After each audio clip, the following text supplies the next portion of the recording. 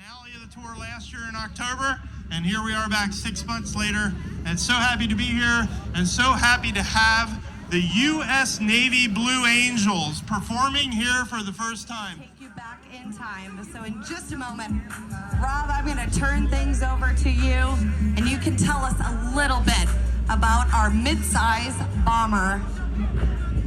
Thanks, Brittany. I know he's taxiing right here by Show Center, ladies and gentlemen. This is a very historic B-25 Mitchell aircraft. Now, you can get a ride on this aircraft. They have already sold out for today, but if you go to their website, just look up Panchito. It's P-A-N-C-H-I-T-O. Google that. You'll find their website, and you can get a ride on this very aircraft. But I want to tell you just a little bit about, as we wait for, we've got another arrival high into your ride out there. Panchito is going to taxi out and get down there to the end. But let's learn a little bit about the history here. Now, I'll tell you something really unique. The pilot of this aircraft is Larry Kelly. Larry Kelly, Lieutenant Colonel Jimmy Doolittle, was tasked with planning the raid. Without knowing their target or destination, the 17th Bomb Group volunteered for this top secret mission and began training at Eglin Field right here in Florida. There were 16 B-25s, 80 men, and one mission, payback for Pearl Harbor. The original plan was to sail to within 400 miles of Japan and launch the raid, but the task force was massacred an estimated 250,000 Chinese civilians in reprisal for them protecting our young American airmen.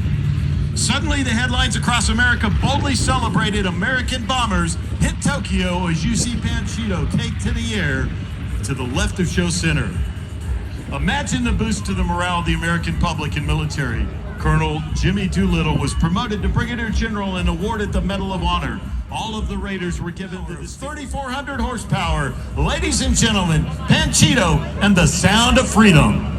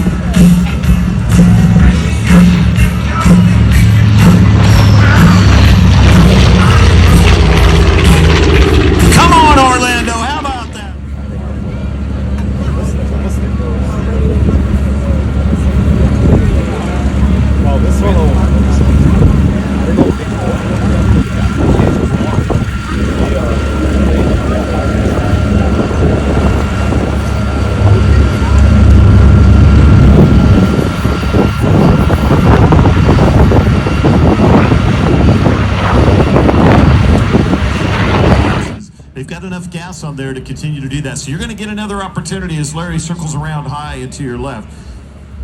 This would be a fantastic opportunity. You've noticed we've turned the music down because I want you to listen to these wonderful radial engines. There's two of them on this aircraft. That is the Sound of Freedom. I want you to 1944. Those wonderful engines you heard are Curtiss-Wright 14-cylinder, 2,600 cubic inch radial engines developing 1,700 horsepower written over the skies of Europe.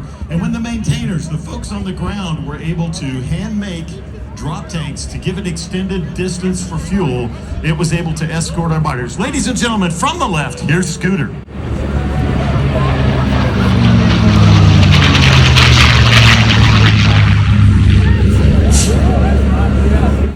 How cool was that? Now, this aircraft originally